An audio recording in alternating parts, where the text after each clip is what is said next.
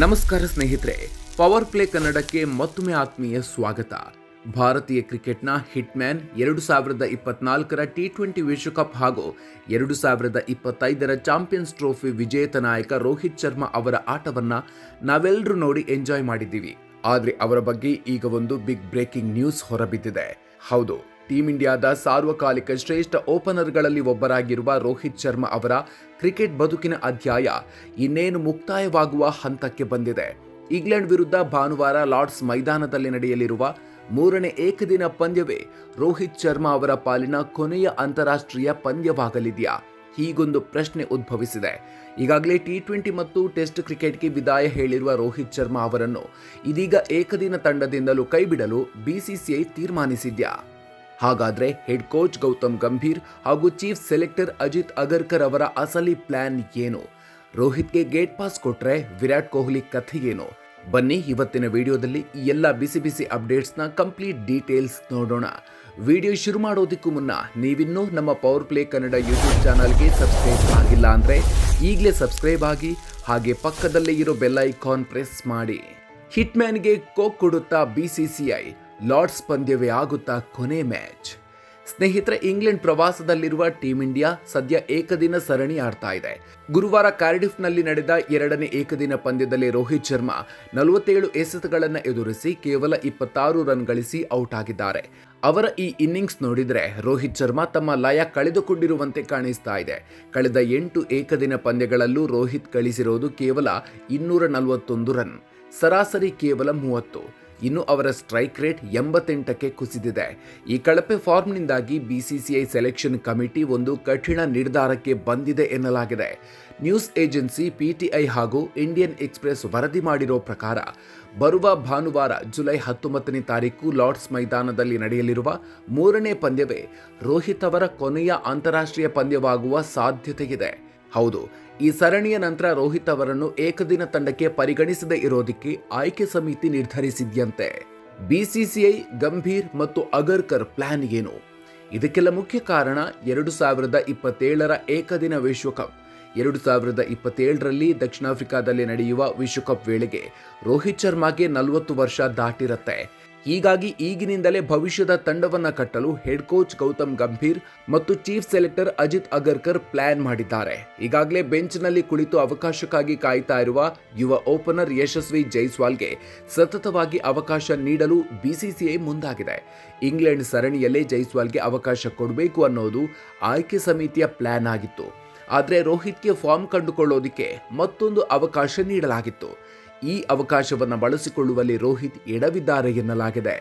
BCCI ನಿರ್ಧಾರ ಕೇಳಿ ಗರಂ ಆದ್ರ ಹಿಟ್ಮ್ಯಾನ್. ವರದಿಗಳ ಪ್ರಕಾರ ಈಗಾಗಲೇ ಬಿಸಿಸಿಐ ಆಯ್ಕೆ ಸಮಿತಿ ರೋಹಿತ್ ಶರ್ಮಾ ಮತ್ತು ಕೋಚ್ ಗಂಭೀರ್ ಅವರ ಜೊತೆ ಮಾತುಕತೆ ನಡೆಸಿದೆ. 2027ರ ವಿಶ್ವಕಪ್ ಪ್ಲಾನ್ನಲ್ಲಿ ನೀವಿಲ್ಲ, ಹೀಗಾಗಿ ಇಂಗ್ಲೆಂಡ್ ಸರಣಿಯ ನಂತರ ನಿಮ್ಮನ್ನು ಆಯ್ಕೆ ಮಾಡೋದಿಲ್ಲ, ನೀವೇ ಗೌರವಯುತವಾಗಿ ನಿವೃತ್ತಿ ಘೋಷಿಸಿ ಅಂತ ಪರೋಕ್ಷವಾಗಿ ರೋಹಿತ್ಗೆ ಹೇಳಲಾಗಿದೆ. ತಮ್ಮ ಫಿಟ್ನೆಸ್ ಮೇಲೆ ಸಾಕಷ್ಟು ಕೆಲಸ ಮಾಡಿದ್ದ 39 ವರ್ಷದ ರೋಹಿತ್ ಶರ್ಮಾ ಇಂಗ್ಲೆಂಡ್ ಸರಣಿ ನಂತರವೂ ಆಡುವ ಆಸೆ ಹೊಂದಿದ್ರು. ಆದರೆ ಬಿಸಿಸಿಐನ ಈ ದಿಢೀರ್ ನಿರ್ಧಾರದಿಂದ ರೋಹಿತ್ ತೀವ್ರ ಅಸಮಾಧಾನಗೊಂಡಿದ್ದಾರೆ ಅಂತ ವರದಿಗಳು ಹೇಳಿವೆ. ಕಳೆದ ವರ್ಷವಷ್ಟೇ ಏಕಾಏಕಿ ರೋಹಿತ್ ಶರ್ಮಾ ಅವರಿಂದ ODI ಕ್ಯಾಪ್ಟನ್ಸಿ ಕಿತ್ತುಕೊಂಡು ಶುಭ್ಮನ್ ಗಿಲ್ಗೆ ನೀಡಲಾಗಿತ್ತು. ಮೇ ತಿಂಗಳಲ್ಲಿ ರೋಹಿತ್ ಟೆಸ್ಟ್ ಕ್ರಿಕೆಟ್ಗೂ ವಿದಾಯ ಹೇಳುವಾಗಲೂ ಬಿಸಿಸಿಐ ಜೊತೆ ಭಿನ್ನಾಭಿಪ್ರಾಯಗಳಿದ್ವು ಅನ್ನೋದು ಈಗ ಗುಟ್ಟಾಗಿ ಉಳಿದಿಲ್ಲ. ಇದೀಗ ಅವರು ODIಗೂ ನಿವೃತ್ತಿ ಘೋಷಿಸುವ ಸಾಧ್ಯತೆಯಿದೆ. ಬ್ಯಾಟಿಂಗ್ ಕೋಚ್ ಹೇಳ್ತಾ ಇರೋದೇ ಬೇರೆ. ಏನಾಗುತ್ತೆ ರೋಹಿತ್ ಭವಿಷ್ಯ? ಒಂದು ಕಡೆ ರೋಹಿತ್ ನಿವೃತ್ತಿಯ ಬಗ್ಗೆ ಇಷ್ಟೆಲ್ಲ ಚರ್ಚೆಗಳಾಗ್ತಾ ಇದ್ರೆ, ಟೀಂ ಇಂಡಿಯಾದ ಬ್ಯಾಟಿಂಗ್ ಕೋಚ್ ಸೀತಾಂಶು ಕೋಟಕ್ ಮಾತ್ರ ಬೇರೆಯದ್ದೇ ಕತೆ ಹೇಳ್ತಿದ್ದಾರೆ. 2ನೇ ಪಂದ್ಯದ ನಂತರ ಮಾತನಾಡಿದ ಅವರು, ರೋಹಿತ್ ಶರ್ಮಾರಂಥ ದೊಡ್ಡ ಆಟಗಾರನ ಮೇಲೆ ಯಾವುದೇ ಪ್ರೆಷರ್ ಇಲ್ಲ, ಅವರು ಫಾರ್ಮ್ ಕಳ್ಕೊಂಡಿದ್ದಾರೆ, ಸ್ಟ್ರಗಲ್ ಮಾಡ್ತಿದ್ದಾರೆ ಅಂತ ನಾನು ಹೇಳಲ್ಲ. 3ನೇ ಪಂದ್ಯದಲ್ಲಿ ಅವರಿಂದ ದೊಡ್ಡ ಇನ್ನಿಂಗ್ಸ್ ಬರುವ ನಿರೀಕ್ಷೆ ಇದೆ ಅಂತ ಹೇಳಿ ಈ ರೂಮರ್ಸ್ ತಣ್ಣಗಾಗಿಸುವ ಪ್ರಯತ್ನ ಮಾಡಿದ್ದಾರೆ.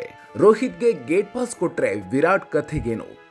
ಇಲ್ಲಿ ಎಲ್ಲರನ್ನೂ ಕಾಡ್ತಾ ಇರುವ ದೊಡ್ಡ ಪ್ರಶ್ನೆ ಅಂದ್ರೆ 39 ವರ್ಷದ ರೋಹಿತ್ ಅವರನ್ನ ಕೈಬಿಟ್ರೆ 37 ವರ್ಷದ ವಿರಾಟ್ ಕೊಹ್ಲಿ ಕಥೆಗೇನು? ಕೊಹ್ಲಿಯನ್ನು ಕೂಡ 2027ರ ವಿಶ್ವಕಪ್ ಪ್ಲಾನ್ನಿಂದ ಬಿಸಿಸಿಐ ಕೈಬಿಡುತ್ತಾ?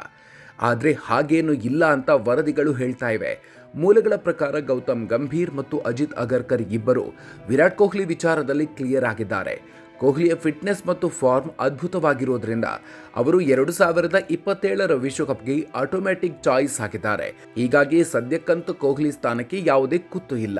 ಒಟ್ಟಿನಲ್ಲಿ ಸ್ನೇಹಿತರೆ, 2023ರ ಏಕದಿನ ವಿಶ್ವಕಪ್ ಫೈನಲ್ ವರೆಗೆ ತಂಡವನ್ನು ಕೊಂಡೊಯ್ದಿದ್ದ 2024ರ T20 ವಿಶ್ವಕಪ್ ಹಾಗೂ 2025ರ ಚಾಂಪಿಯನ್ಸ್ ಟ್ರೋಫಿಯಲ್ಲಿ ಭಾರತವನ್ನು ಚಾಂಪಿಯನ್ ಮಾಡಿದ್ದ ಕ್ಯಾಪ್ಟನ್ ರೋಹಿತ್ ಶರ್ಮಾ ಇದೀಗ ತಮ್ಮ ಕೆರಿಯರ್ನ ಅಂತಿಮ ಘಟ್ಟಕ್ಕೆ ಬಂದು ತಲುಪಿದ್ದಾರೆ.